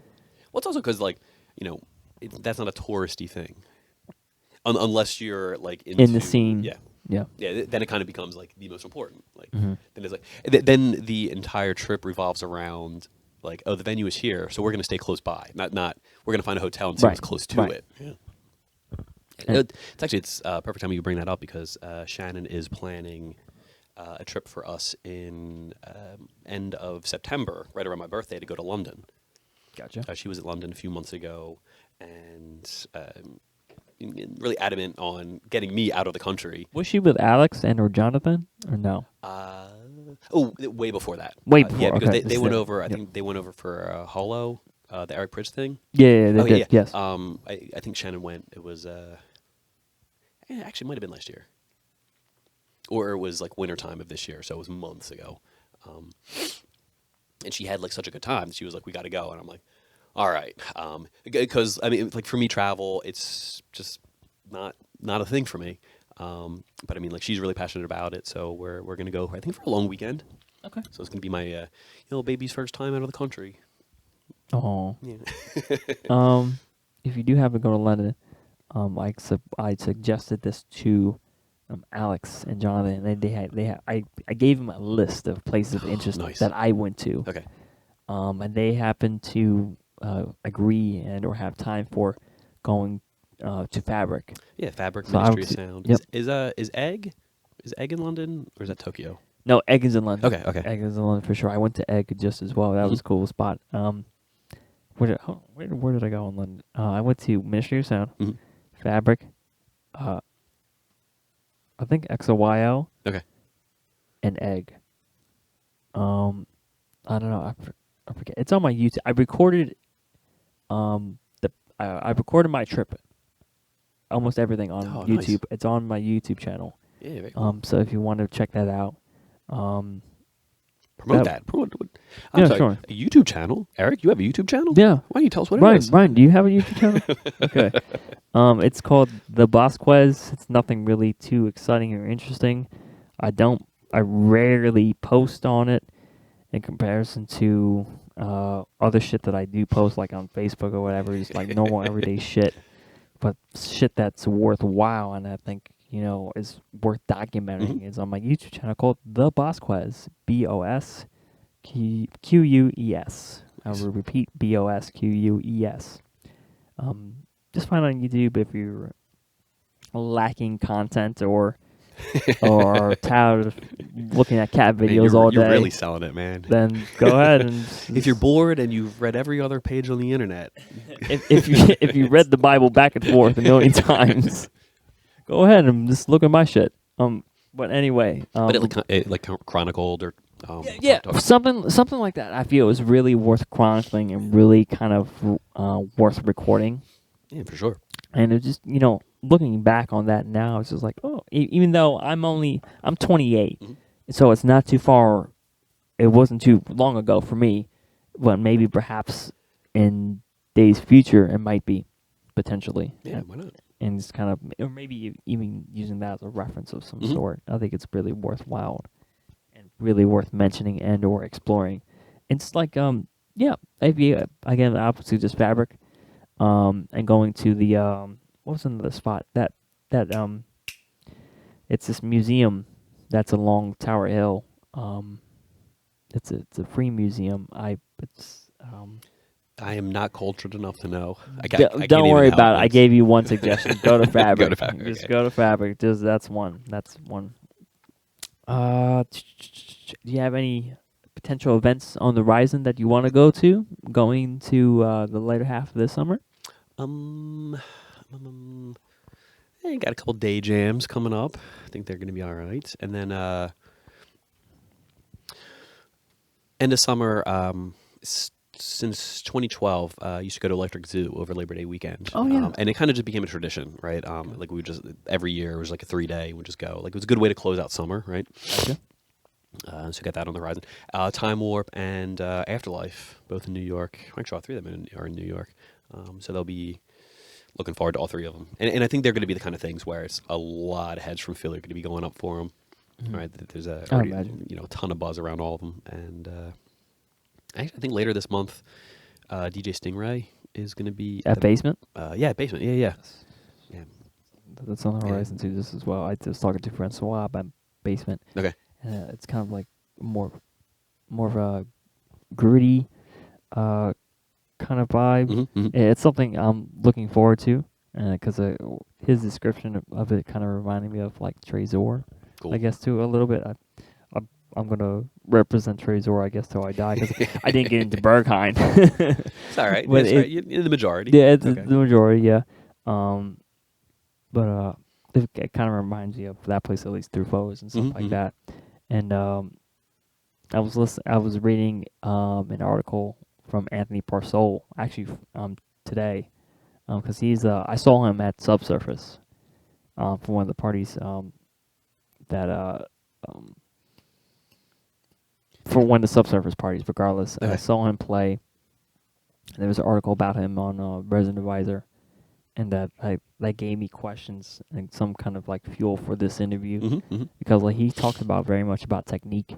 Okay. And like how he kind of differentiates himself from like from a crowd and from other DJs kind of resonated with me because I remember in the article it was like he put out, believe it or not, in the middle of a set he put out a kind of like a sound or a track from Frank Sinatra. Okay. And there was a Berghain forum somewhere and people hated it and or loved it. It was very much in between, but it was like if you don't put out that risk, it's not really worthwhile. Yeah. To a degree, and I That's felt right. that really Bigger the resonated risk, with bigger the DJ. reward. Yeah. Right. To a degree, it's almost like having, it's almost kind of like having the Eclipse, kind of sort of. It's like it's risk reward. You know, you slap Take a that bigger chance. turbo, man. It's gonna be kick ass, but Mhm. you may not make it back home Mhm. at the end of the night. But we'll see what happens. But you might. But you just might. But through on a flatbed truck. Yeah, I've been there many. Yeah, I amount of calls that I made the AAA where Do you have triple? I'm I thinking do, man. about And to be honest with you, I and got it's a guy calling. because of the Eclipse. Like I just like carried the membership through because I knew like sooner or later this like it's gonna happen, right? Like Gotcha. it wasn't an if, it was an eventuality. It's when. Yeah, and yeah, so became very familiar with how to put tow hooks on the Eclipse. Gotcha. We are closing out this podcast. I got this last Hey, perfect couple time. questions. Do you still play Call of Duty? Or Iron something? Kind of Modern Warfare 2. Okay. Still my jam. It's super hacked out. Like there's a bunch. Yeah, and that's kind of why it's like Gotcha. if you can find a lobby, right? But like but yeah, you're right. It's tough now. So I kind of just moved on to Destiny, Okay. and that was just from a recommendation a couple years ago. Like I downloaded the demo, Mhm. and it was able to take up enough of my time Gotcha. without like me having to like quit my job or like a World of Warcraft. Like I'm invested 24 hours a day. Yeah. And it has a pretty good PvP component to it. Okay. But I mean, you can also just like open world campaign and Oh, cool. adventures and side quests and quests for side quests. So that kind of reminds me of Fable. yeah, even it's way back. infinite games, right? Infinite, Mhm. yeah. I love that Fable. They never made. See, they never made Fable 2 and 3 for PC. I'm a PC gamer, Okay. even though I started out with consoles like Yeah, the GameCube and the Wii. I started out with that, but I was like, man, they keep throwing like the new Mario Kart like every fucking year. It's like, what's the next best thing? It's like, it was very much PC because it's so open format, and it's like I can change out parts. It's almost Yeah. like working on a car. Like I could change out the CPU or this turbo. I can Mhm. change out this fucking You swap it graphics all card for in. this. Yeah, and hot swap. I don't have to buy something new every year. I Right. just have to buy this component, which I think is very alluring and very sexy for a PC just as well. Well, speaking of PCs, I'll still go back and play Half-Life or Half-Life 2. Yeah, I'm still playing. Counter-Strike is still the shit. Oh, still, yeah. Yeah, still. I mean, it's a competitive game, and people bet money on it. Mhm, And mhm. there's professional gaming, which is coming. This made this like new gaming bar. It's called like eTap or something like that. No bullshit. It's in like Center City. I have them on Instagram. Okay. And it's like a gaming kind of lounge, like all these like gaming chairs. It's like it's It's called eTap? I think it's called T-Tap. I'm Okay. checking my Instagram now just so if I can somehow like get a idea of what this place is. Yeah, I mean, like very recent. There we go. Tap esports. Sports Center. Boom. Oh, Yeah, I guess they're quote unquote legit. it's LAN party with all your friends. Yeah, like, sign me up, man. Yeah, it's cool shit. Yeah, between that and fireside gatherings for Hearthstone, like there Nerd you go. Central, you're set. Yep. Yeah, I still play. Well, no, I rarely play now. Even though I still have my my computer that I use on the daily. Mhm. It was really set up for gaming. Okay. But now it's like, I'm into music and stuff like that now. Yeah. It's just like it's as cool as that still is. It's like it's a little dated. Yeah, but and I got my phone. I got Need for Speed on my phone. Oh, okay, Yeah. okay. There's so The much best part so much about you it can do is- with this now, for better for worse. Yeah, but even if you wanted to go back and install StarCraft, I mean, it's still going to run. Yeah. It's still going to chug along, and you're Yep. Yeah, if I wanted to and reinstall, it's nostalgic too. yeah, if I wanted to reinstall BioShock, I could Yeah. still do that. I love the fucking game. Great story. Great story, dude. Let's see. Go back to the questions here. Yes, you do. You know what? I think that's kind of the last of the questions, actually. Unless you Nice. do you have anything to ask me, or do you have anything to push, or do you have anything you want to say, man? Let it rip. Yeah. Hey, actually, question: where would you like to see Philadephia nightlife go? Like, in what direction? Easy question. Easy. How about this? While you think of that, while you think of the answer, I'll give you my answer. Go. Is that fair? Okay. First, things got to stay open after 2 a.m. Agreed. And I don't know how recent it was, but I remember hearing about, like, in New York, there was like a position was created or something called like the mayor of nightlife. Or the Yes, office of London nightlife. has that. Oh, okay, yes, okay. yes. And just like something that is dedicated because it was like the idea was, right, like if there's a venue that stays open late, right, and there's bars or other smaller venues on the way to it, Yeah. or like restaurants, people are going to stop there on the way. So like it would just like exponentially increase commerce in a perfect world. Yeah. But like the idea was like, it's, people like I can never understand like what's 2 a.m. Like, is it because like at 1:59 people are drunk enough and they have to get cut off? Like who decided on that time Right. specifically? Yeah, like why not 3 or 4? Like it's I mean, it's still like all relative, I think, right? But for me, this nightlife in Philly, right, embrace it, right? Right. Like it's kind of it's no longer that stigma of counterculture, right? It's kind of people that don't belong anywhere else. Like yeah, like that's where it was sort of rooted and that's where it got started. But now it's it's a part. Like I mean, the EDM, right? It's like that's mainstream, right? It's a part of our culture, right? So why not allow venues, or maybe it's a special license, something that can stay open after 2 or 3 in the morning, right? Because like a lot of the favorite parties I've gone to, right? I mean, I'm walking out and the sun's coming up, Right. right? And 2 or 3 a.m.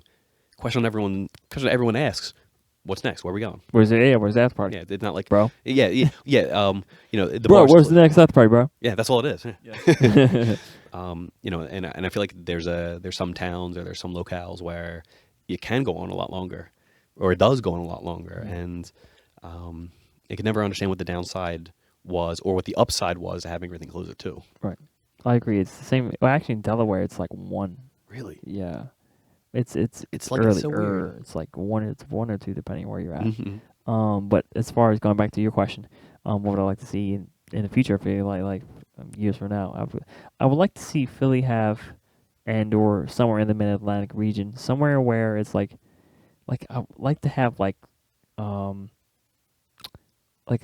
would like to have a big, well-known, renowned club, almost like having like where's our Ministry of Sound? Yeah. Or like where's like our an output of Philadelphia? Yeah. Where's our space? Mm-hmm. Like I would like to have that kind of club back and up and running, like for like a long period of time. Let's say, because most nightclubs, I think the lifespan of most nightclubs, at least around here, is anywhere from like I don't know, maybe 1, 2, 3, 5 years, maybe give or take. I'm not sure how long Shampoo was around, but that was I think around for a little bit. But regardless, it seemed like a lot of time to me. I would like to have some kind of staple, like kind of like we could call our own, to a degree, and kind of like makes known of genres that are electronic, not just solely based in techno or just solely based in drum and bass or just solely based in acid house. Yeah, we'll have like all genres of electronic music there, and or maybe open up to like other genres as well. Like have hip hop next to a techno room, and let's find that kind of like interaction between, find that common bond between those two genres if possible. Yeah, I think there's a lot of overlap there.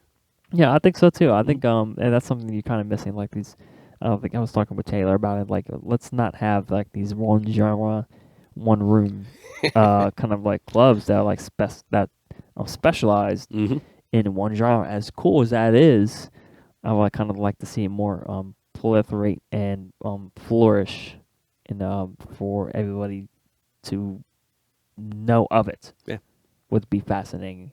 Woody's does a good job with that. Woody's does do a good job of that, and shout out to Woody's. The people in there, and the Voyeur does too. Voyeur does too, and the thing I like about the gay clubs is that the people in there don't give a fuck, because they're kind of like they push in the corner by society, and they're just like, oh, whatever, we'll be ourselves. Yeah, it's good. It's a great release. It's a fantastic release, and it's going back to how I felt at the fucking Barbary. I could just be fucking myself.